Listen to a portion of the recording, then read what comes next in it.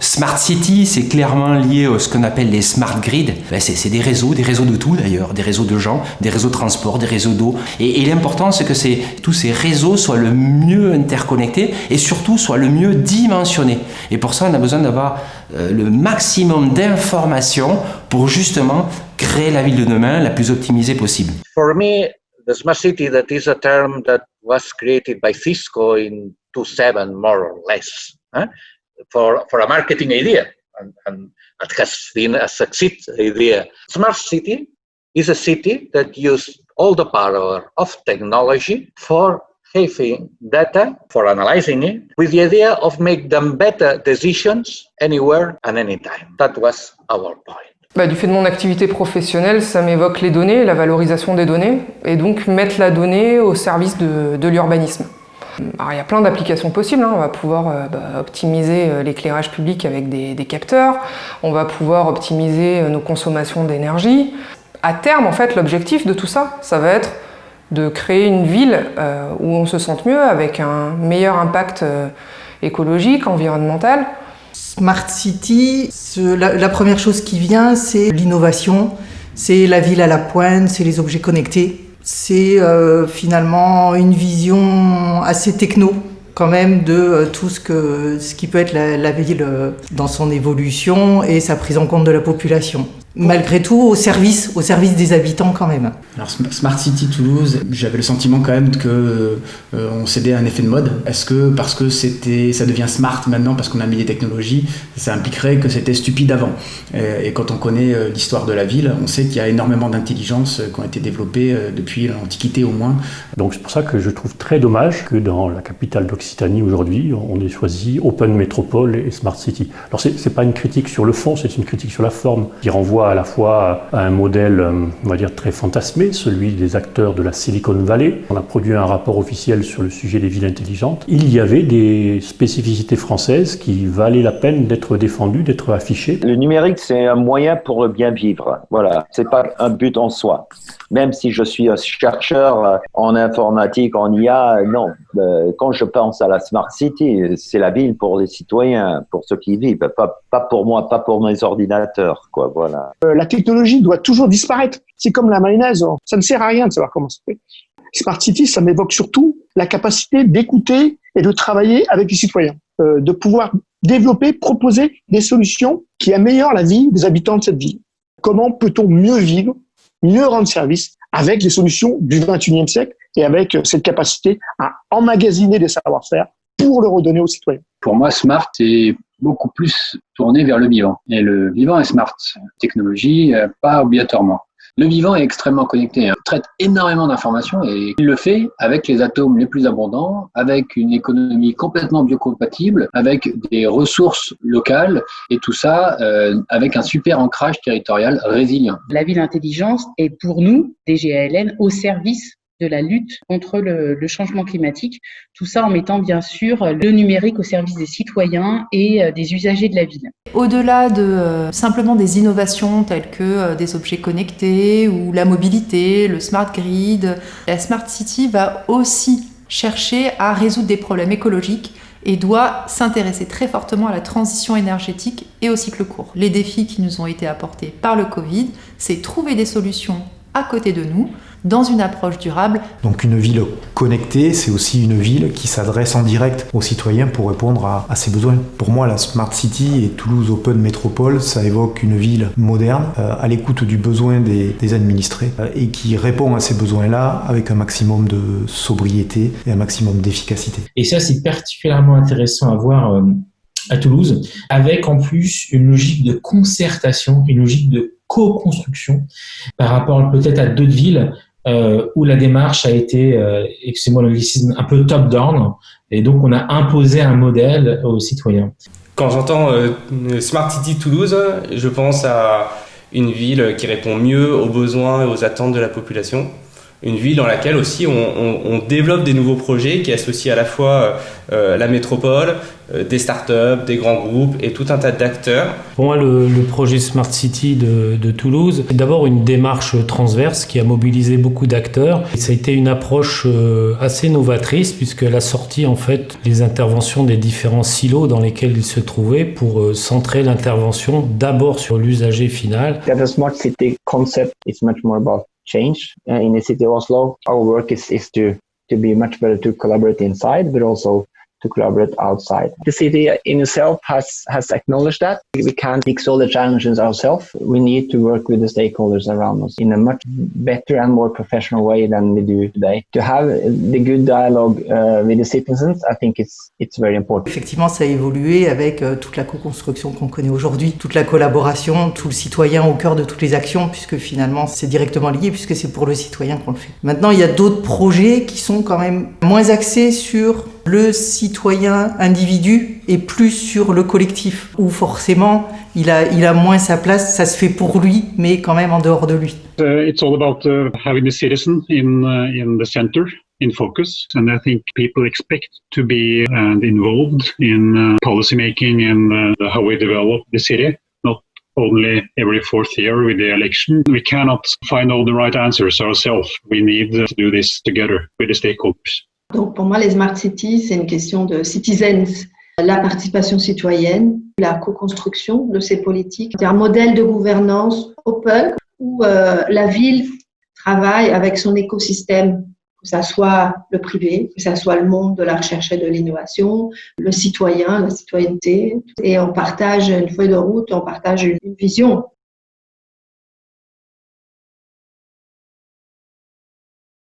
Toulouse, l'Open Métropole, c'est peut-être plus précisément une liste de points tirés vers l'open data, bien sûr, s'ouvrir vers les autres, une dimension internationale également, où Toulouse arrive dans un écosystème un peu plus important.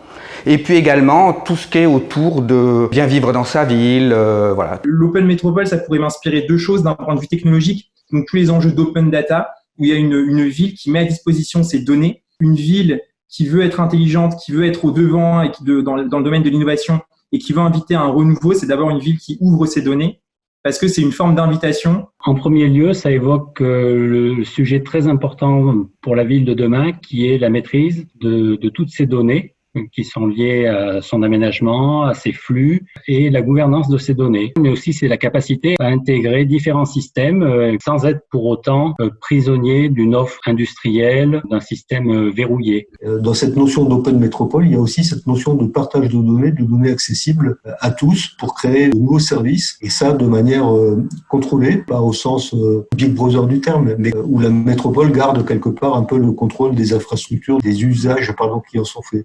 Pour moi, open, c'est une invitation. C'est pas des frontières fixes. Donc, de voir les informations et les données comme un bien commun, pas comme une information privilégiée à retenir. Puis open, c'est cœur ouvert. La question de l'ouverture des données, c'est une question qui n'a pas été appropriée par le grand public. Ce qu'on vit aujourd'hui montre qu'il est urgent de travailler sur cette notion. Ça pose aussi la question de la confiance, ça pose la question de l'éthique, ça pose la question de l'appropriation des données. Ouvrir des données sans documentation, ça sert à rien. Il n'y a que les experts qui peuvent l'utiliser, c'est les grandes entreprises. Ce qui veut dire données ouvertes, veut dire émancipation des personnes, donc éducation populaire à qu'est-ce que c'est que la donnée. Et il y a aussi le côté open, peut-être un peu plus démocratique, au sens d'une ville inclusive, d'une ville qui est ouverte à toutes. Et ce qui peut être intéressant, c'est que parfois ces deux open-là, l'open technologique et l'open démocratique, peuvent rentrer en conflit. Le problème, c'est que quand on utilise uniquement des données numériques, on exclut potentiellement tout un pan de la population, comme les personnes âgées. Smart City et Toulouse Métropole, c'est un engagement des métropoles au niveau mondial déjà de partager la donnée, d'ouvrir les expérimentations, de libérer les talents, voilà, et de laisser cours à ces imaginations des citoyens.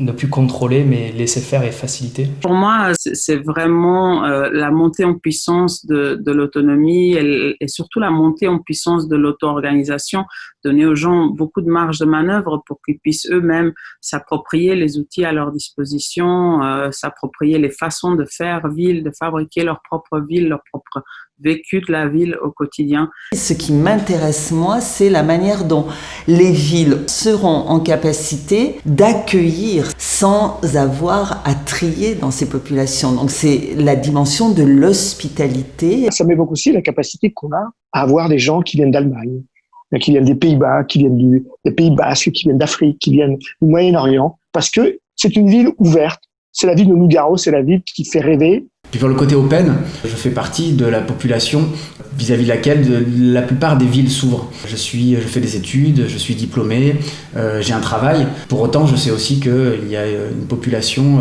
qui est étrangère et qui vit beaucoup moins cette ouverture. Pour moi, c'est ça, une ville très mixte, très multiple, très ouverte sur toutes les catégories de population. Et si il devait y avoir un intérêt à cette crise, c'est ça, voir qu'on a des voisins utiles, des voisins avec qui on peut co-construire. Qu'une ville bien pensée, c'est une ville dans laquelle on sait se mélanger et on sait respecter sa propre ville et les gens qui y habitent. C'est déjà ce que j'ai comme représentation de Toulouse, une ville ouverte. Je pense que les enjeux d'ailleurs vont être beaucoup autour de ça. Je crois qu'on va s'apercevoir de plus en plus que les complémentarités territoriales sont extrêmement importantes. Et que gérer cette relation, c'est une nécessité qui va nous obliger à réfléchir autrement la relation de service entre la métropole et les territoires et entre les territoires et la métropole. Je pense qu'on ne peut pas être une ville intelligente si on est replié sur soi. Il faut absolument intégrer les territoires ruraux qui sont tout autour de nous. On a besoin de ces territoires pour être intelligents. Et ils ont besoin aussi de nous pour l'être. Toulouse et la municipalité a développé beaucoup d'actions circuits courts sur l'alimentation. Et je trouve que ça, c'est vraiment l'idée de l'open métropole. C'est-à-dire qu'on n'est pas métropole tout seul, on est métropole avec un hinterland, avec une région, avec des acteurs de toute nature. Et trouver le moyen, je dirais, gagnant-gagnant de faire vivre tous ces systèmes, c'est vraiment pour moi l'open métropole. L'open métropole, pour moi, c'est tout ce qui nous permet de mieux redécouvrir nos ressources pour pouvoir optimiser. C'est pas tellement le fait d'aller plus vite ou aller plus loin, mais de réutiliser mieux ce qui déjà existe.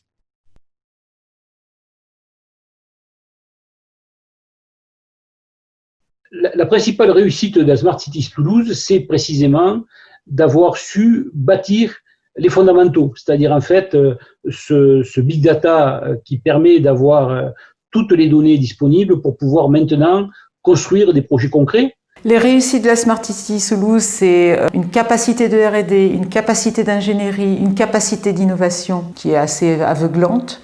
Tous ces gens-là sont à la pointe de quelque chose et produisent sans arrêt du changement. De nouvelles façons de réfléchir, des nouveaux outils, des nouvelles technologies. Donc ça, je pense qu'on le sent bien. Donc toutes les réflexions autour des systèmes embarqués montrent effectivement cette force, au fond, cette capacité de frappe de la métropole toulousaine. Et on voit bien là qu'il y a eu une mobilisation concertée entre milieu scientifique, milieu économique et milieu politique. La première réussite, c'est d'avoir mis l'humain au centre. En fait, ils ont réussi à focuser sur le but, à essayer de voir les applications qu'on pouvait faire de cette technologie sans rentrer dans les bits et les bytes de la solution. Il faut vraiment qu'ils continuent dans ce sens-là, parce que ça change un peu des autres qui sont très technologiques, qui sont focusés sur de l'innovation, qui va innover en étant innovant. Les réussites de la démarche Smart City Toulouse, c'est déjà qu'elle marche sur deux jambes. C'est qu'on a toute la partie très technologique qui va aider les entreprises, etc.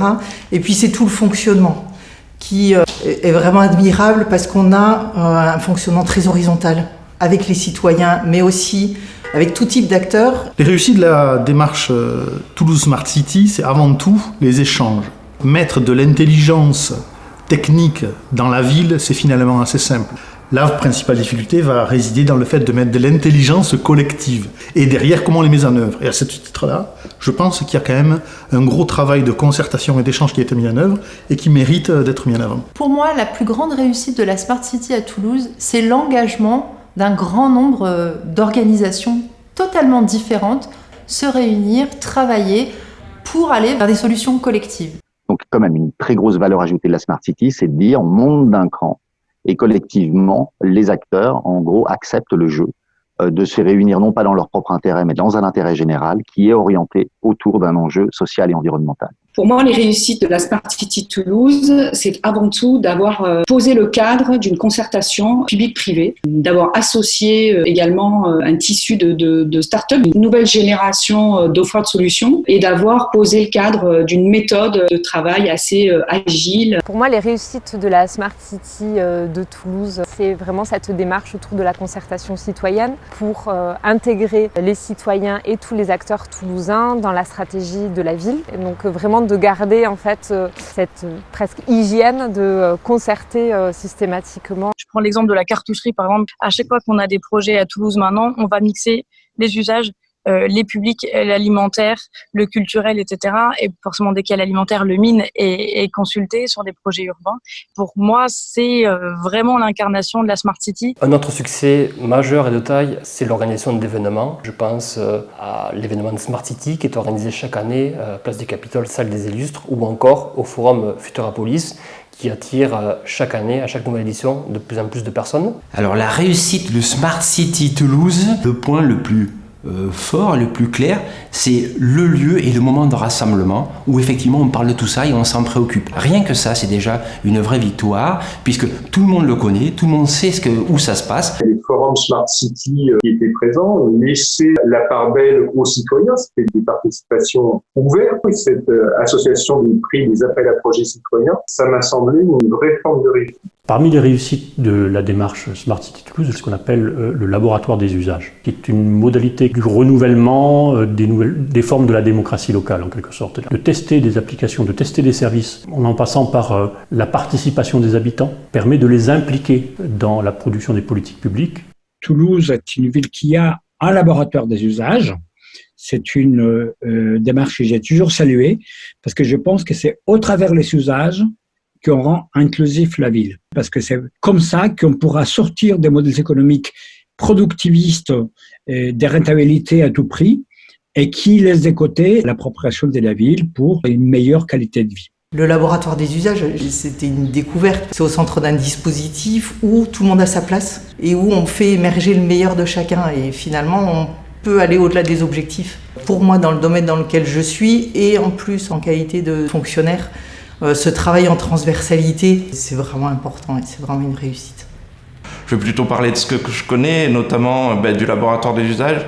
Je trouve que sur ces dernières années, on est arrivé justement à faire travailler et d'acculturer les services techniques à des visions d'innovation ouverte et de co-conception avec les usagers, de changer de paradigme. On est des agents et on a une responsabilité que d'associer les citoyens dans la co-construction de ces politiques publiques pour qu'elles soient pertinentes et qu'elles répondent réellement à des besoins. Alors les réussites de la Smart City Toulouse, pour moi, c'est d'avoir pu donner accès à des porteurs de projets, à des espaces d'expérimentation.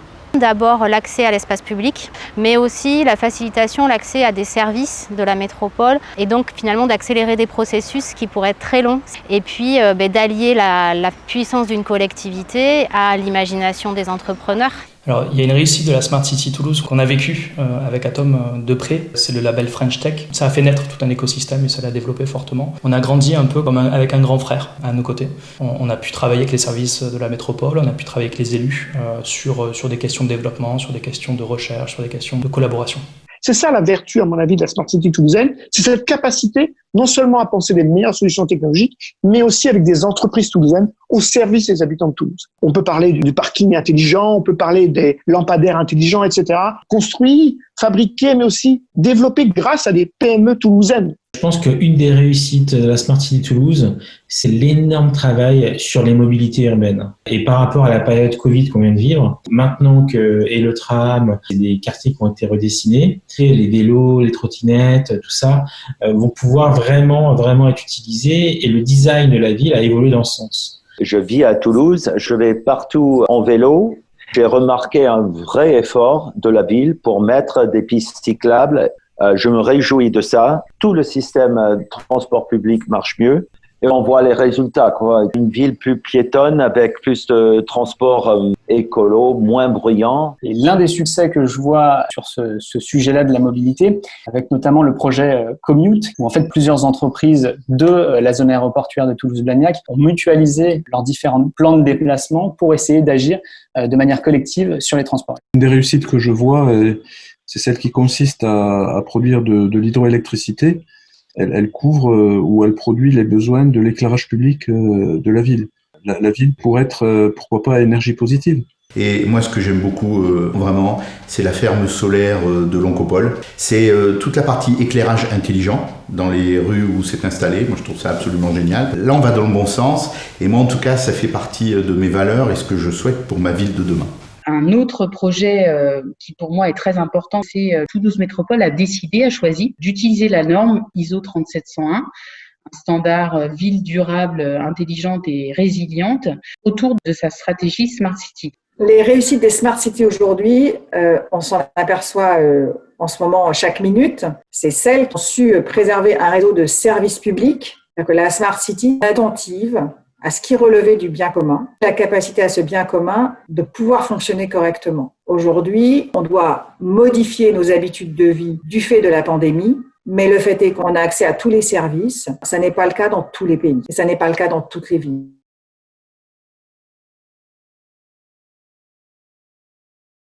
Selon moi, ce qui est important à changer dans la Smart City, ça serait le fait d'être plus clair sur l'objectif, en fait. C'est trop flou encore entre les objectifs de fond autour de la résilience, le bien-être pour les habitants, et d'un autre côté, tout ce qui tourne autour de la technologie qui n'est pas censé être mis en avant, mais qui, dans les faits, l'est effectivement. So the Smart City approach is kind of maybe more like a process and methods. Kind of incorporated into the grand strategy and the different policies for the different sectors. La Smart City, de mon point de vue, ne doit pas être une stratégie. Le but, c'est la vision politique, c'est la vision sociale, c'est quelques valeurs fondamentales, par exemple la solidarité, la coopération. Ensuite, on prend tous les axes d'un projet et on se demande dans quelle mesure ces projets sont des moyens pour atteindre ces valeurs. En quoi ça permet de faire humain, en quoi ça permet de faire société. L'enjeu fondamental pour la Smart City, c'est de sortir la Smart City de l'aspect numérique. La technologie, elle est au service de ses utilisateurs, de ses usagers. Donc la principale victoire, c'est lorsqu'on retirera la Smart City de la délégation numérique pour la faire passer sur l'action principale du dirigeant. La démarche Smart City gagnerait aussi à se libérer du mot Smart City, qui l'enferme un peu trop dans un aspect tech. Moi, je pense qu'au fond, des solutions robustes sont plutôt low-tech. Revenons à des choses assez simples, économes en ressources, économes en énergie. C'est le sujet de la sobriété numérique. Tout ne peut pas passer par le digital. On a besoin de contact, on a besoin d'interaction, de liens sociaux. Et donc, dans la Smart City de demain, c'est d'abord la réponse aux besoins des citoyens qui doit primer ça. La Smart City, c'est une affaire de CSP+, technophile. Moi, j'ai été frappé quand on a vu des images de drones qui vous crient après dessus en disant vous respectez pas les distances. Ça, c'est un écueil d'un aspect techno-smart qui peut être complètement répulsif. Et je vois vraiment un parallèle entre la Smart City et l'intelligence artificielle. C'est quelque chose qui fait peur. Et c'est comme tout, en fait. Si on explique comment ça marche, les gens ne deviendront pas des experts en intelligence artificielle ou en Smart City, on s'en fout. L'important, c'est qu'ils soient capables de comprendre, en fait, de prendre conscience du potentiel et des limites de la Smart City et peut-être être plus acteurs. Et donc, je crois que s'il y a un enjeu à ne pas oublier et peut-être à mettre au premier plan, c'est vraiment expliquer à tout un chacun ce que l'on va faire de ces données, quelles sont ces données, et ne pas faire comme on le fait trop souvent, cliquer sur accepter. Mais non, là, il faut bien qu'on ait, entre guillemets, un consentement éclairé des citoyens. Pour moi, ce qu'il faut changer, c'est l'approche de qu'est-ce que c'est que la donnée. Il y a des gros acteurs qui ont commencé à amasser des données, de plus en plus de données, et puis quand ils ont eu suffisamment de données, ils se sont rendus compte que ça avait de la valeur. On tombera assez rapidement dans les biais du marketing. Et l'approche Smart City, pour moi, il faut retourner le truc. C'est reconnaître la valeur des usages, puis créer les outils qui les exploitent de telle manière que ça sert à une politique publique. Donc c'est justement la différence entre un usager et un client. On sait que la data aujourd'hui, c'est un enjeu stratégique important. Là où Toulouse doit se placer de manière intelligente, c'est justement savoir utiliser cette donnée autour de valeurs. La collaboration, la solidarité, l'éco-responsabilité et l'éthique. Et ces valeurs-là, alliées à la data, feront l'enjeu de la Smart City de demain. On a suffisamment de données accumulées pour passer maintenant à des projets concrets. Alors évidemment, ces projets, ils ne seront pas parfaits parce que les technologies évoluent, etc. Mais pour autant, c'est nécessaire de se lancer pour que le citoyen, en fait, s'accapare réellement ce qu'est la transformation de la ville. Et il faut nous donner des espaces d'expérimentation qui sont des collaborations entre tous les acteurs du système et qui sont à l'extérieur de tous les règlements et fonctionnements qui nous figent d'être dans imaginer d'autres possibles. Alors dans la stratégie Smart City de Toulouse, de mon point de vue, il faut aller un peu plus loin que l'époque, parce qu'effectivement on a fait beaucoup de démonstrations d'époque, des proof of concept, pour tester certaines choses qui paraissaient intéressantes. Mais à ma connaissance, on n'a pas vraiment été dans la mise en œuvre à grande échelle de ces solutions. Alors l'enjeu fondamental pour la Smart City Toulouse, ça serait de mettre en place un observatoire de la ville, de ses dynamiques, pour essayer de comprendre quand on va agir local, quelle va être la répercussion au niveau global. Cet observatoire, bien sûr, doit prendre en compte les habitants doivent participer. Le point le plus important, de loin, c'est la capacité à développer ce qu'on appelle un jumeau numérique de la ville. C'est une plateforme en ligne dans laquelle Toulouse va reproduire le plus réalistement possible la ville, ce qui va permettre de servir de référentiel, simuler un futur possible d'une ville sur une question donnée de manière très concrète et opérationnelle. L'étape à ne pas louper pour faire une Smart City, c'est vraiment s'appuyer sur un outil de pilotage qui soit partagé, qui utilise un label global sur la ville durable et innovante, qui permettent d'évaluer chacune des démarches qui sont mises en œuvre et qui permettent de faire une sorte de reporting auprès de l'ensemble de la métropole et de ses citoyens.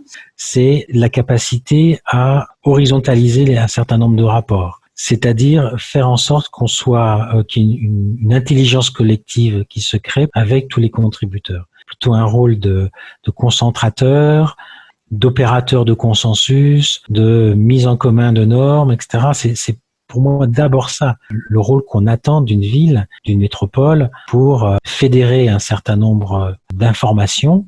Alors pour moi, l'enjeu fondamental de la Smart City de Toulouse, c'est la co-construction. Le citoyen qui habite dans la ville de Toulouse, c'est peut-être bien à lui qu'on va devoir demander comment est-ce qu'il la voit demain. C'est le fait vraiment d'associer tous les acteurs. Je pense qu'il faut renforcer l'implication des salariés des entreprises. C'est notre rôle de mise en relation et d'échange, renforcer l'adhésion et la participation et ainsi l'implication des entreprises régionales. C'est renforcer le lien entre les grandes entreprises et les porteurs de projets d'innovation sociale. Il me semble qu'on est aux prémices et ça peut être accéléré pour justement faciliter l'accélération d'innovation. Et donc, pour faire un contrat de développement ensemble, mobiliser les entreprises, les startups, les citoyens pour trouver des solutions. On a la chance d'avoir à Toulouse les plus grands, les leaders mondiaux. Ça serait un crime, une faute de pas nous mobiliser, nous demander encore plus. Quand Seattle se développe avec Microsoft ou Amazon, ça surprend personne. L'enjeu, il est d'un smart deal. Il est d'un deal entre les citoyens envers leur ville, les citoyens envers leurs élus, les citoyens entre eux. On n'est pas consommateur de sa ville, on est acteur de sa ville. Si on veut changer rapidement, si on veut avoir des innovations de rupture, on va aller sur un nouveau territoire, on va imaginer des choses et on va faire des erreurs, on va corriger des choses ensemble, mais avec bienveillance. Voilà. C'est comment, justement, on mobilise véritablement notre intelligence. L'être humain, pour moi, sa caractéristique première, c'est la coopération au nom d'histoires communes que l'on se raconte. Si le Smart City abandonne ce mécanisme fondamental de l'intelligence humaine, eh bien, elle ne peut pas s'appeler Smart. Et je pense notamment à la différence qu'il peut y avoir entre un projet comme le projet de Fab City, par exemple, et le projet de Smart City. Donc la Fab City, par exemple, aujourd'hui, peut tout à fait envisager qu'il y ait plus de 10 000 nœuds sur la planète, reliés de manière interopérable, sur de l'open science, avec des choses extrêmement concrètes en termes de plans d'objets réplicables. Ce modèle-là n'est pas celui de la Smart City, qui reste sur des noyaux beaucoup plus métropolitains, centralisés, avec de gros acteurs. Aujourd'hui, en fait, la rencontre des deux est un enjeu critique. The sectors, we are working so much down in the sectors. That's what we try to do with the Smart City project, to lift it up and to put it on the top so everyone can have the same direction. That's where the potential actually are. To trust people and give them incentives to do so. Bien, on est face à la grande transition, c'est-à-dire la transition socio-écologique, rien de moins. Hein? Il faut le regarder en face et donc il faut être très osé dans ce qu'on fait. Et pour le faire l'ensemble, il faut se donner des façons où on peut travailler en équivalence de manière démocratique et participative, donc avec un renouvellement de nos façons de collaborer.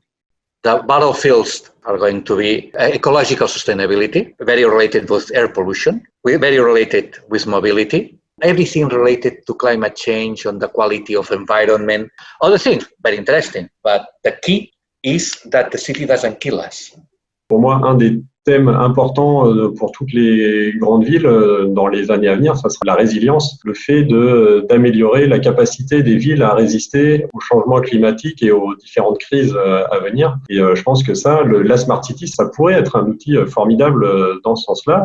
Comme la région souhaite être la première région énergie positive, c'est-à-dire qu'elle produit plus qu'elle ne consomme, il faut que la ville de Toulouse suive ce courant-là et finalement intègre beaucoup plus d'énergie renouvelable, le fasse d'abord sur les bâtiments publics. Et puis, évidemment, c'est la résilience. La résilience de l'écosystème dans sa globalité, pas uniquement de la résilience de la ville, comme on peut l'entendre, anthropocentrée, mais au contraire, une ville qui s'inscrit sur son territoire et qui devient un territoire résilient. Comment la Smart City se réinscrit avec sa biodive, et c'est vraiment de la valoriser, de la protéger, de la régénérer, notamment peut-être par la mise en place de services écosystémiques. Une ville ouverte, c'est aussi une ville qui est capable d'accueillir l'altérité, qui est capable d'accueillir la biodiversité. Et là encore, on peut utiliser la technologie pour ça. On peut utiliser de l'analyse sur images satellites pour pouvoir surveiller les corridors verts. Voilà, cohabiter avec son environnement et faire une ville pour tous, c'est quelque chose qui me semble très important. L'enjeu pour la ville de Toulouse, c'est de réussir à s'adapter au réchauffement climatique. Il y aura des canicules de plus en plus fréquentes dans l'avenir. Il faut que Toulouse soit à la pointe sur cette amélioration des diminutions des gaz à effet de serre. Faire évoluer l'urbanisme, requalifier les villes, les quartiers qui sont en rénovation, en reconstruction, de façon à prendre en compte ces aspects microclimatiques. Placé au cœur de toutes nos priorités, l'urgence climatique. Si on ne change pas de paradigme maintenant, et si les territoires, les villes, les métropoles ne le font pas, on va dans le mur. Le faire avec les citoyens. Si on n'embarque pas tout le monde et si on ne laisse pas une place à chacun dans ce processus-là, déjà que je ne sais pas trop où on va, je ne sais pas trop où on va encore plus. Donc aujourd'hui, cette démarche d'une ville inclusive, je la concrétise par rapport à ce que j'appelle donc la ville des proximités, de la ville des quarts d'heure. Quand le citoyen est au cœur et qu'on reconstruit son environnement pour qu'à moins d'un quart d'heure, en mobilité active, donc en vélo ou à pied, il retrouve un équilibre de ses fonctions sociales, là on est en train de parler des villes qui écologiquement ont une faible empreinte carbone, des villes qui économiquement aura développé de nouveaux services de proximité, donc des usages qui vont revitaliser la vie de proximité, et on va retrouver une inclusion sociale qui permet de donner une chance à chacun de nous tous. Le problème numéro 1 qui se pose à nos villes aujourd'hui est un problème, à mon sens, d'engorgement, un problème de qualité de l'air. Les métropoles de province pouvaient se prévaloir par rapport à la région parisienne, une certaine qualité de vie. Si on n'y prend pas garde, on construira un petit enfer. Qu'est-ce qu'il faut changer ou améliorer en priorité pour la Smart City de Toulouse? Que le véhicule de choix pour les Toulousains devienne soit le vélo, soit un transport en commun sécurisé pour la santé. Une manière de se sentir en sécurité, c'est être sur son propre véhicule. Mais pas un véhicule qui pollue, pas une grosse bagnole, mais plutôt un vélo. Ce qu'il faudrait arriver à faire, c'est à changer le comportement des usagers de la voiture pour réduire bien sûr le trafic. Donc aller vers du télétravail, aller vers du covoiturage, mais savoir vraiment qu'est-ce qui va déclencher ce changement de comportement. Parce qu'on ne laissera la voiture que si on trouve le même service, c'est-à-dire je peux aller où je veux, quand je veux. Alors s'il devait y avoir à mon sens un enjeu fondamental, ce serait que l'intérêt collectif dépasse les intérêts individuels. On le voit en termes de mobilité, quand on décide de créer des voies de vélo, et bien forcément on va empiéter sur la route. Donc ça veut dire que c'est aux dépens des véhicules. Donc il va falloir à chaque fois faire des choix difficiles pour les intérêts individuels, mais ce sera au bénéfice du collectif. Le sujet sur lequel il faut renforcer le trait, c'est indéniablement tout ce qui est lié à la mobilité et aux nouvelles formes de mobilité.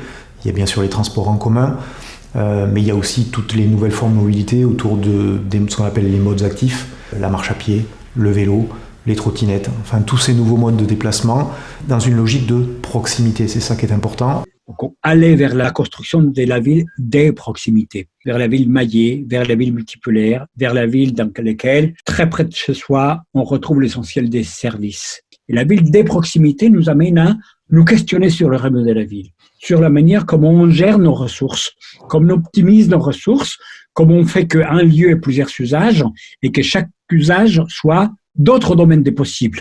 Donc, je pense qu'on a besoin de cette polyvalence fonctionnelle pour une ville beaucoup plus apaisée. Il y a beaucoup de villes qui ont encore cette façon-là de fonctionner, essentiellement centrée dans l'hypercentre et qui n'amènent pas autant que ça la vie dans les différents quartiers, dans les différentes centralités, y compris périphériques. Et je pense que là-dessus, il y a encore des marges de manœuvre pour évoluer, pour faire en sorte que ce soit une ville beaucoup plus polycentrique au sens interactionnel. C'est pas uniquement au sens des fonctions classiques. Il y a matière à peut-être rediscuter un certain nombre de choses entre la métropole et les communes, par exemple dans la répartition des services. Est-ce que la métropole toulousaine doit s'arrêter ou est-ce que la Smart City doit se caler sur les frontières de la métropole? Non.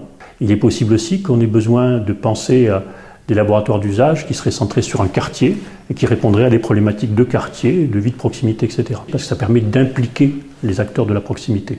L'enjeu fondamental pour l'avenir de la Smart City Toulouse, c'est favoriser l'économie locale. L'économie de proximité, c'est pas la petite économie, c'est une économie en fait qui amène de l'emploi, qui permet de réduire les coûts de transport, qui permet de valoriser les compétences locales. Et à Toulouse, on a beaucoup de potentiel. Donc clairement, c'est une économie intelligente. Et je crois que c'est la définition de la Smart City. Aujourd'hui, les habitants, ils habitent à un endroit, ils consomment à un autre, ils travaillent encore à un autre. Il doit y avoir une perméabilité. Et donc pour ça, il faut que le territoire s'ouvre à tous les usages pour tous les citoyens. L'enjeu fondamental de la Smart City, c'est la capacité à aller hors les murs, sortir de la ville et donner leur chance à tous les territoires, mais de dire que chaque partie du territoire a des choses à apporter à l'autre et chacune n'a pas qu'un rôle prédéfini. Mais au cœur de la Smart City, il y a un sujet qui peut rapprocher utilement les citoyens de la collectivité. C'est l'alimentation, la consommation locale, l'agriculture urbaine, pour pouvoir mettre des paysages comestibles dans les cités, dans les quartiers. Mettre vraiment dans la boucle les territoires ruraux. On a vu avec la crise du Covid-19 qu'on était extrêmement dépendants. Il est grand temps que les villes prennent part à cette autonomie alimentaire et puissent intégrer les acteurs pour réfléchir ensemble à comment rendre la ville autonome. Donc pour moi, ce qu'il faut améliorer, c'est l'accompagnement à la digitalisation des commerçants et des producteurs vers le consommateur toulousain sans casser le lien physique, je pense forcément à l'alimentaire, parce que c'est la condition sine qua non pour qu'on n'arrive pas à une alimentation trop homogène de la part de gros consortiums. Donc l'enjeu fondamental, c'est de garder la sécurité du service public. Avoir SAMU et des pompiers, ça a autant d'importance que de disposer d'un réseau d'électricité très solide. On pourrait rajouter à ça l'alimentation, d'assurer l'autonomie alimentaire, d'assurer l'accès aux soins essentiels. Ça, c'est vraiment le rôle du public que d'assurer, je dirais, cet écosystème qui, lui, permet le déploiement du reste. Et la deuxième chose qu'il faudrait améliorer ou créer, c'est la notion de bien commun. Arriver à travailler sur des ressources ensemble, par exemple la gestion de l'eau, ça demande la participation des habitants, ça crée de la solidarité et la municipalité ou la collectivité peut mettre à profit pour ses actions des terrains, des lieux où les gens peuvent se retrouver pour travailler autour d'une ressource. L'enjeu fondamental de ces Smart Cities, c'est de garantir la qualité de biens communs des services et des données et d'assurer leur sécurité au bénéfice de la santé des habitants et plus largement de notre écosystème terrestre. La Smart City, ça va plus être seulement l'enjeu de l'acheminement de l'énergie, de l'écoquartier, etc. Ça va devenir tout l'enjeu en fait de la redistribution, également de l'emploi des formes solidaires, des paniers solidaires. Et quelque part, la Smart City va être challengée par un enjeu de résilience locale. Les communs sont un des seuls outils qui permet de relier le global et le local. Donc il faut miser sur des lieux, il faut miser sur des outils. On co-construit beaucoup mieux dans un écosystème de communs parce qu'il y a une forme de transparence et d'itération possible de tous les livrables. Vu ce qu'on vient de vivre avec le Covid, c'est vraiment de revenir à la notion de village, avec ces échanges. Mais ce qui compte au final, c'est les logiques d'inclusion. Ça aurait été vraiment de renouer le lien entre les habitants de quartier par quartier, pour pas avoir une Smart City réservée qu'à une population, mais d'avancer de manière cohérente sur l'ensemble. Il s'agit de fabriquer des mètres carrés interactionnels, des mètres carrés de bonheur, que ce soit dans le bâti ou que ce soit dans l'espace public. Pour moi, ça, c'est aussi la question de cette ville accueillante pour tous les humains, sans exception, ceux qui habitent, ceux qui transitent. Et il y a vraiment des villes qui font ça de façon extrêmement forte. Je pense notamment à Bilbao, où pour chaque nouvelle opération urbaine, il y a une règle d'urbanisme qui implique que vous allez créer au moins 50% d'espace public. Et dans cet espace public, vous allez vraiment faciliter les interactions. Il faut aussi que derrière, il y ait un projet idéaliste dans lequel on puisse tous s'inscrire. Et je pense qu'autour de la culture toulousaine, tout ce qui va être engagement social, sociétal, environnemental sera beaucoup plus important que d'essayer de faire des trucs techno. Moi, j'adorais qu'on soit plus mélangés, par exemple. Tous les dispositifs qui aideront à ça, moi, je pense, pacifieront la ville. L'enjeu fondamental, c'est celui de la cohésion sociale. C'est de ne pas faire une ville à deux vitesses. Une ville dans laquelle les gens profiteraient de services, entre guillemets, premium, seraient hyper connectés, auraient accès à l'information, auraient accès à des services publics qui seraient réservés à ceux qui sont connectés. Et à l'inverse, toute une autre partie de la population qui non seulement n'aurait pas accès à ces services et d'autre part ne verrait même pas leurs besoins fondamentaux respectés, assouvis. L'enjeu de la lutte contre les inégalités, les métropoles d'ores et déjà sont des lieux qui accueillent à la fois les plus riches et les plus pauvres. La ville sera durable si effectivement on donne la possibilité à chacun d'y vivre bien, c'est-à-dire avoir des conditions de logement non seulement dignes, décentes, mais confortables. La crise sanitaire, encore une fois, que nous traversons, fait s'interroger sur la structure même du logement, son rapport avec l'extérieur, les espaces extérieurs qui sont combinés à la cellule du logement. Comment on distribue dans un logement les différents espaces ? Comment, par exemple, on réussit à travailler, vivre en famille dans son logement ? On doit pouvoir apporter une solution à l'ensemble des publics, des catégories de population. Parce que je crois que le logement de demain, s'il est effectivement éminemment résilient, il pourra accompagner finalement les populations beaucoup mieux. Ne construisons pas non plus un modèle au détriment des plus précaires, des plus modestes. Le risque des smart cities, c'est la fracture.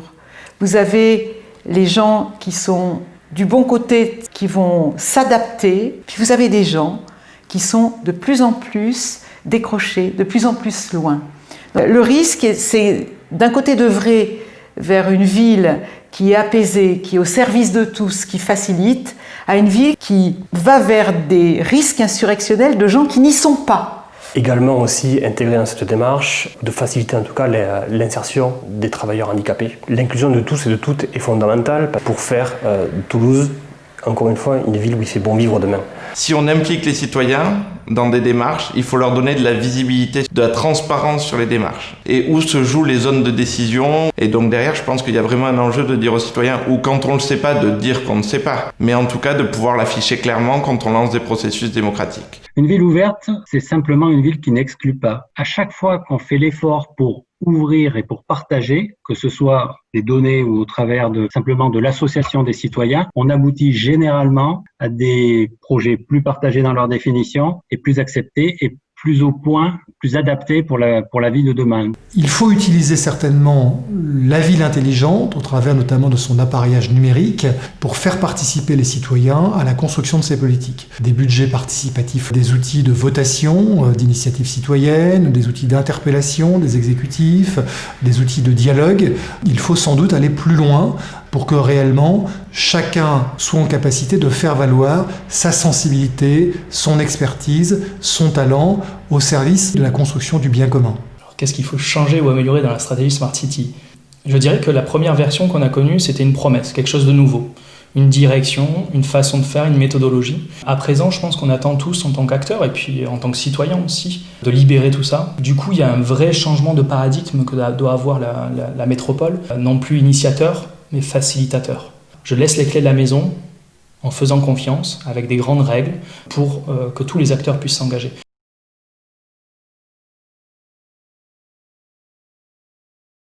À quoi ressemblera la ville de demain ? Je dirais que c'est une ville où on va retrouver beaucoup de bienveillance, d'humanité, d'amour. Ces 3 mots-là, c'est en fait totalement antinomique sur une ville automatisée, une ville intelligente avec une intelligence artificielle, on va dire, une ville où on analyse la data. Pourquoi ? Parce qu'en fait, ça c'est des sous-couches au service de l'écologie, au service des mobilités, au service des individus, et retrouver en fait ce lien.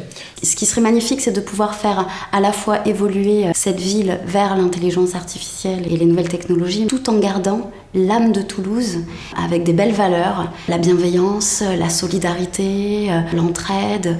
Pour moi, la ville de demain, elle devrait être dans une forme de continuum entre l'intérieur de son lieu de vie et l'extérieur de son lieu de vie, en se disant qu'il n'y a pas de rupture ni de valeur, ni de sensation, ni d'émotion. Et c'est cette sensation-là, à mon avis, qui serait pour moi l'idéal d'une ville réussie. Si Toulouse était une ville où on se dit c'est intéressant d'aller étudier à Toulouse, ce qui est certes le cas, mais parce qu'en plus on y apprend comment devenir des citoyens responsables et des citoyens qui vont porter le futur, chapeau quoi. Vous êtes dans les meilleures écoles, mais finalement ce qui est important, c'est que vous êtes responsable de ce que vous allez apporter dans votre entreprise, dans votre environnement, dans votre famille. Ça c'est bien. Ce qui frappe aujourd'hui, c'est que la plupart de la génération des 20-25 ans ne sont pas citoyens d'une ville. Ils sont, comme on dit, vous savez, on dit, il y a les anywheres et les somewheres. Les anywheres, ils sont jeunes, ils peuvent dans le monde entier. Et les somewheres, ils sont attachés à un territoire. Que les gens qui ont les capacités de voyager dans le monde entier se disent, c'est là que je veux être, c'est là que je veux travailler, c'est là que je veux vivre, c'est là que je veux créer mon foyer. C'est ça l'ambition pour moi d'une ville. La ville de demain, c'est la ville où mes enfants seront bien. C'est-à-dire qu'ils auront un prolongement de leur vie dans cette ville et qui s'y verront énormément. Et si je devais faire une analogie, ça serait l'analogie de la pyramide de Maslow. C'est-à-dire qu'au début, on va mettre du vital, entre guillemets. Et plus on monte dans la pyramide de Maslow, plus vraiment on va s'épanouir dans cette ville, être bien, être connecté, non pas qu'avec ses amis, mais également sa ville, son infrastructure. Donc à quoi ressemblera la ville de demain ? Quand je suis optimiste, ce sera un endroit où on voudra vivre, l'air sera bon à respirer, on aura des transports rapides et écologiques et on sera en sécurité sanitaire. Si on n'arrive pas à vraiment vaincre les grands enjeux, on risque de voir nos villes reprendre un caractère triste. Donc je ferai tout pour que la vision optimiste soit la bonne. Moi je dirais une ville douce, généreuse, accessible et économe. C'est-à-dire qu'on doit réussir à gommer les externalités négatives, le bruit, la pollution de l'air, l'idée de la surfréquentation de tel ou tel espace. On doit réussir à optimiser cette gestion de la ville. Idéalement, pour moi, la ville de demain sera très verte. De l'agriculture urbaine, des immeubles verdis, une mobilité douce et des énergies renouvelables présentes à tous les endroits. Ce sera une ville extrêmement intelligente, mais ça ne se verra pas et ça ne s'entendra pas.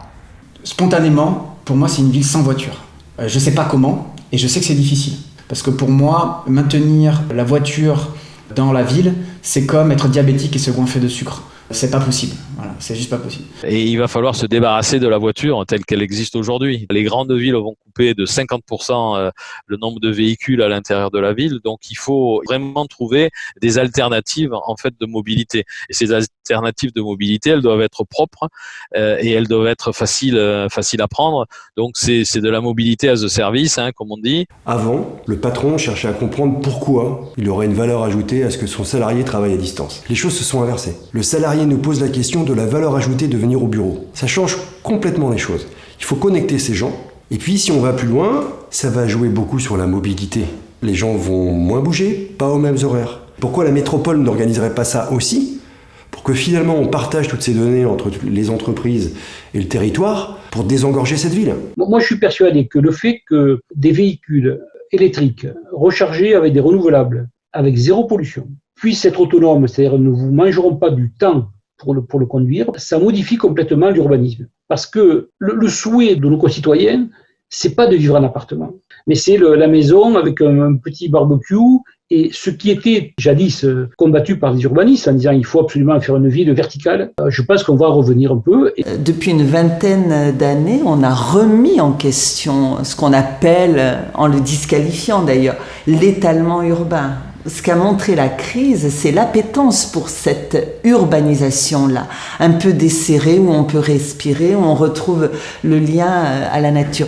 Donc c'est pour moi plutôt la ville-jardin. On voit bien que demain, cette question du rapport domicile-travail, déplacement pourra se poser dans des termes tout à fait différents. Et alors là, ça suppose un enjeu important, du côté des professionnels en particulier, c'est qu'on revoit la doxa de l'urbanisme.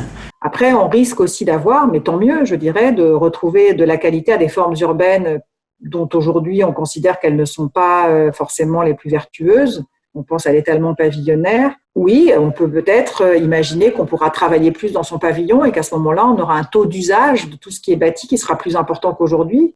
Et donc, on aura forcément des bilans carbone qui seront de meilleure qualité. C'est un sujet qui doit balayer quelques archétypes devant sa porte. Ce qui serait d'ailleurs intéressant, c'est que les ZAC arrêtent de penser qu'elles sont le paysage de la ville de demain et qu'elles essaient plutôt de tirer profit des qualités de la ville d'hier.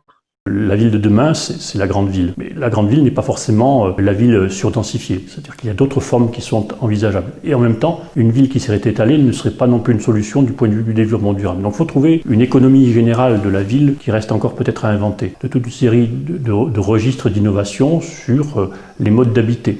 Et en particulier aussi sur les modes de participation. La métropole évolue dans un environnement qui est son bassin d'emploi, qui dépasse clairement son périmètre géographique. Il faut absolument que la métropole soit certes connectée avec son citoyen en son sein, mais il faut qu'elle soit aussi connectée avec tous les territoires limitrophes. Et il faut qu'il y ait péréquation entre les services qui seront offerts à l'ensemble de ces citoyens de la métropole.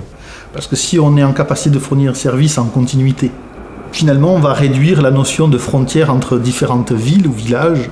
On va réduire les tensions sur l'immobilier. Et je trouve que partir au large, si on a les services du centre, finalement, ça peut être une parmi tant d'autres opportunités. Nous sommes aujourd'hui sur des métropoles qui sont plutôt auto-centrées. La métropole de demain, c'est une réalité construite autour de ce qu'on pourrait appeler un bassin d'emploi qui s'ouvre finalement et donne peut-être demain une nouvelle chance à l'aménagement du territoire. La métropole de demain, elle peut effectivement irriguer, faire revivre un territoire qui aujourd'hui souffre. Et elle-même peut retrouver une respiration. Pour faire métropole, voilà le terme, c'est que ce qui marche, c'est justement l'interaction entre les différentes échelles. On fait métropole quand on facilite le passage d'un espace à un autre parce qu'on a des usages qui sont différents. Et je pense que la métropole idéale, ça sera celle qui sera capable de se sortir de l'image d'une métropole qui va finalement vampiriser tout ce qu'il y a autour d'elle, mais qu'on arrive beaucoup plus avec une image d'une métropole qui va finalement être un infuseur à la fois de croissance, de bien-être, capable de capter des richesses, mais de les retransmettre à son territoire. À l'heure où le citoyen a quand même une grande conscience des mutations à engager, à mon sens, la métropole, c'est la bonne échelle de gouvernance qui permet de mettre en place des actions concrètes de manière assez rapide. Quand on parle de transition écologique, je pense que le rôle des territoires est essentiel. Puis on sait aussi qu'il y a une spécificité à Toulouse, c'est qu'on a plusieurs intercommunalités. Et sans nier les qualités des unes et des autres, c'est plus possible. Voilà. C'est plus possible qu'on ait 3 structures intercommunales, 3 projets intercommunaux dans la 4e plus grande ville de France. On ne peut pas se permettre d'avoir un collectif comme ça qui est dissolu lorsqu'on a des tels enjeux à affronter, quoi. On doit pouvoir dépasser ça. La métropole de demain devra être connectée aux autres territoires, à ces territoires périurbains, connectés aux villes qui l'entourent, à leur environnement proche, pour qu'il n'y ait pas de rupture territoriale qui empêche aujourd'hui les politiques de réellement se faire.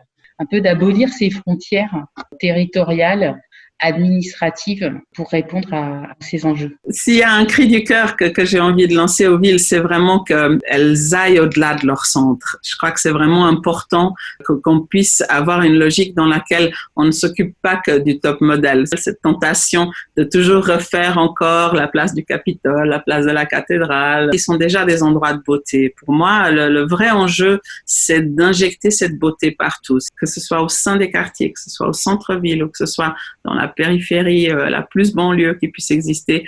Je pense que là, on aura vraiment une vraie intelligence. La ville de demain, elle doit être verte avec vraiment des artères de respiration végétale. Pourquoi pas mettre des jardins sur les toits des immeubles. Elle doit être ponctuée en fait de paysages comestibles, alors jardin ouvrier ou carrément espace de maraîchage professionnel. Avoir en fait des tiers-lieux un peu comme ça de vie qui soient au milieu à la fois de la végétation et de la production, mais qui rassemblent les citoyens au cœur d'espaces agréables à vivre. Une des questions dans notre écosystème n'est pas de se demander comment ramener la nature ou le vivant en ville, mais plutôt comment ramener la ville dans la nature, dans son écosystème et dans la biosphère. Le challenge, il n'est pas obligatoirement fonctionnel, il est vraiment dans la manière de voir la ville. Il est vraiment de réaliser qu'on fait partie de cette nature-là et qu'on est entremêlé avec le vivant. Cette ville de demain, on doit essayer le plus possible d'intégrer cette biodiversité. Donc c'est de la verdure, mais c'est aussi de la faune. L'être humain est une espèce animale. Et la première chose dont a besoin une espèce animale pour survivre, c'est de son environnement, c'est de la nature, c'est de la verdure, c'est de la faune et de la flore. Et je pense que tout simplement, pourquoi on a cet amour, et c'est de l'amour de la nature, c'est parce que c'est en nous.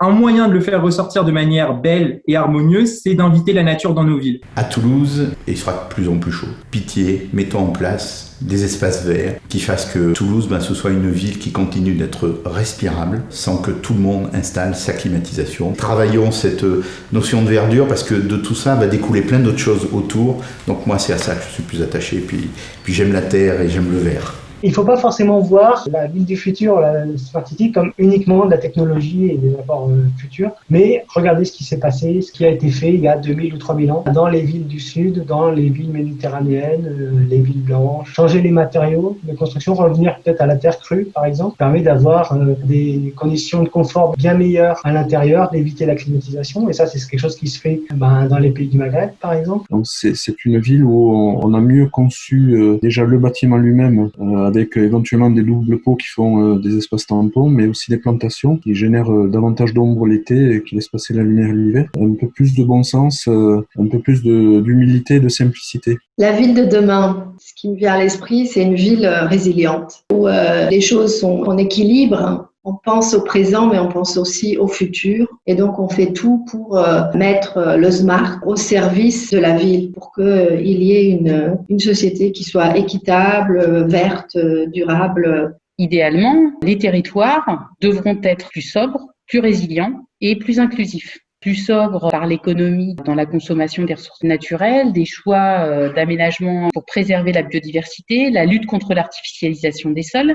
Plus résilient, là, les villes devront renforcer la robustesse, l'adaptabilité de tous les systèmes et bien sûr l'inclusion. Les grands pôles urbains concentrent 65% des populations les plus pauvres. Donc l'accessibilité de la ville et des services est un enjeu majeur pour les territoires de demain. C'est une ville où tout le monde a sa place, où il n'y a pas de cloisonnement. Il y a une fluidité et une vraie capacité d'adaptation. Bien sûr, il faut faire des infrastructures durables, mais d'infrastructures qui sont capables de s'adapter.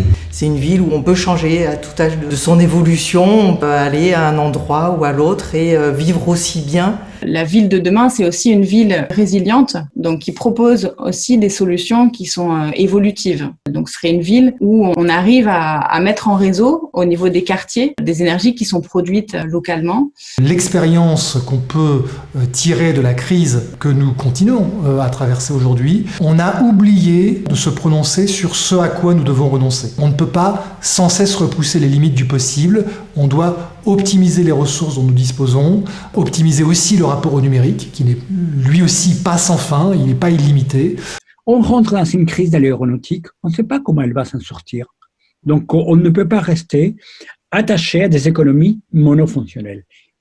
C'est l'heure de la polyvalence, c'est l'heure de la relocalisation, c'est l'heure de la réindustrialisation de la ville, mais pour que l'intensité sociale soit synonyme de qualité de vie. Si vous avez 30 ou 40 ans à passer, dans lesquels vous êtes actif, vous devez vous poser cette question. Est-ce que vous voulez les passer à redessiner les portes des couloirs du monde d'avant, ou est-ce que vous voulez les passer à explorer les tunnels qu'il va falloir inventer pour le monde d'après? Je pense qu'il y a une responsabilité très forte à tous ceux qui peuvent orienter des dispositifs qui vont durer plus de 5 à 10 ans maintenant, d'expérimenter des voies nouvelles dans lesquelles on va s'assurer de la résilience à la fois de la démocratie, de l'adaptabilité de son territoire, face à des enjeux qui sont pour moi la libération du maximum de solutions. De donner aussi peut-être plus de liberté aux acteurs qui sont en train de réinventer la ville. Je pense à plein de collectifs ou d'associations ou même d'entreprises qui sont pleines de bonne volonté, même de citoyens.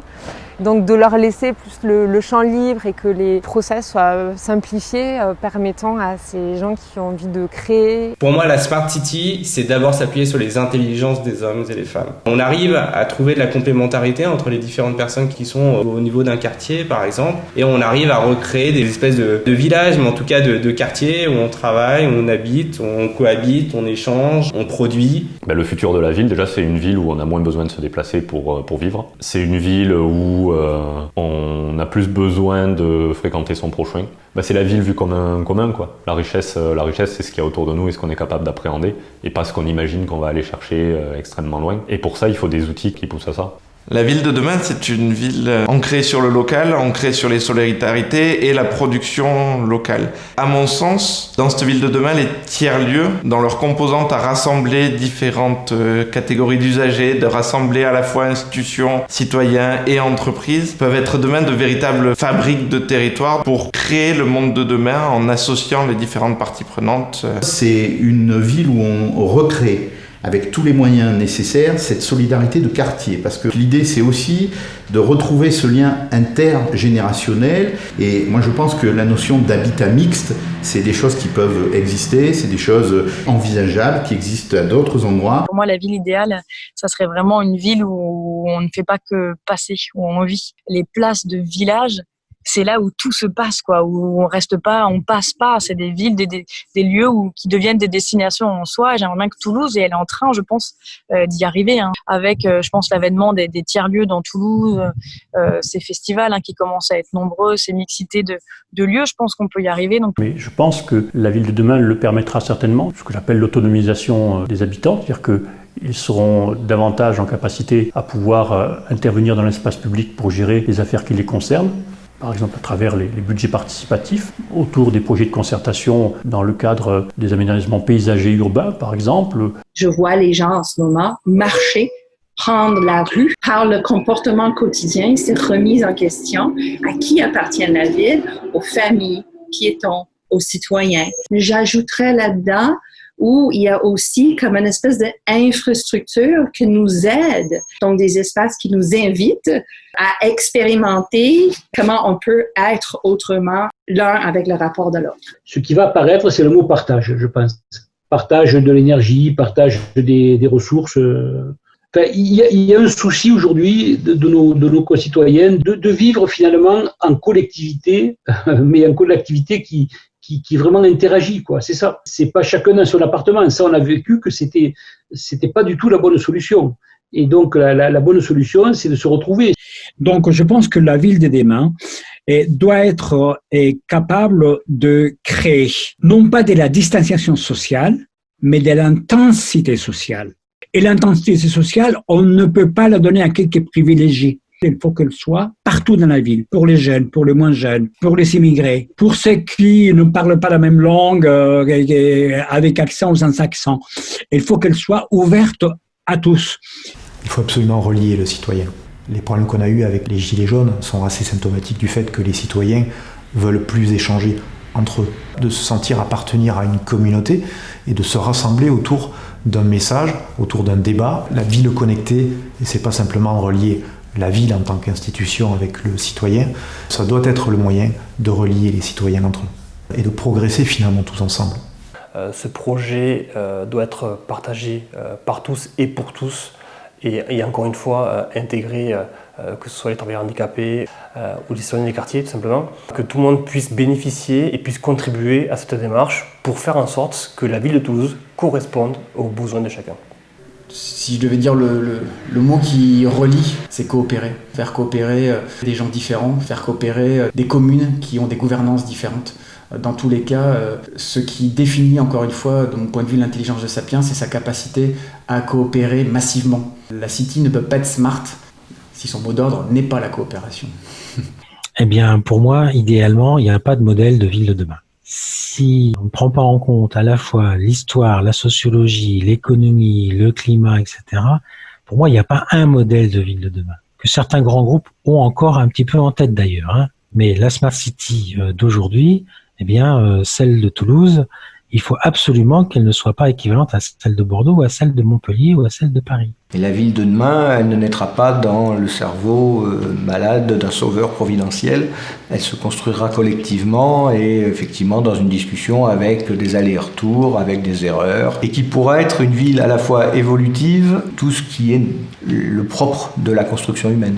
Je pense qu'il ne faut pas attendre de solutions toutes prêtes qui vont tout changer. C'est par des approches très pluridisciplinaires. Il va falloir parler aussi à des sociologues, il va falloir parler à des géographes, mais il va falloir convoquer de nombreuses disciplines pour pouvoir travailler sur différents sujets. Pour moi, c'est vraiment cette complexité-là qui est aujourd'hui le plus important. L'interdisciplinaire. Tout ce qui est de l'ordre de l'interstice, mettre ensemble des chercheurs, des expérimentateurs, des acteurs, des citoyens, penser à des choses qui permettent de relier des logiques qui ne le sont pas ou des espaces qui ne le sont pas. Il y a un gros travail de préparation de la gestion de ces interstices, parce que ce sont des espaces de lien. Cette volonté de faire lien, il faut qu'elle soit politiquement très instrumentée. C'est le rôle des villes de donner du temps et de l'espace à l'expression de nos valeurs, à l'expression des choses qui nous tiennent à cœur. De ce point de vue-là, je pense qu'une ville smart est aussi une ville qui doit mettre en place des gouvernances par le bas. Ça veut dire que c'est aussi une ville du débat beaucoup plus fortement que précédemment, avec aussi des valeurs qui peuvent être très différentes. Dès lors qu'on parle d'une ville, il faut une ambition, il faut un idéal, il faut quelque chose qui nous tire, il faut qu'on ait un projet collectif, etc. Mais moi, je pense qu'il y a une place pour décrire et pour proposer un projet qui soit empreint d'humilité. Parce qu'on aurait l'impression de ne pas être exclu de quelque chose. Et cette humilité-là, à mon avis, ça c'est la vraie modernité. Tout ce qui va être prétentieux perdra du monde.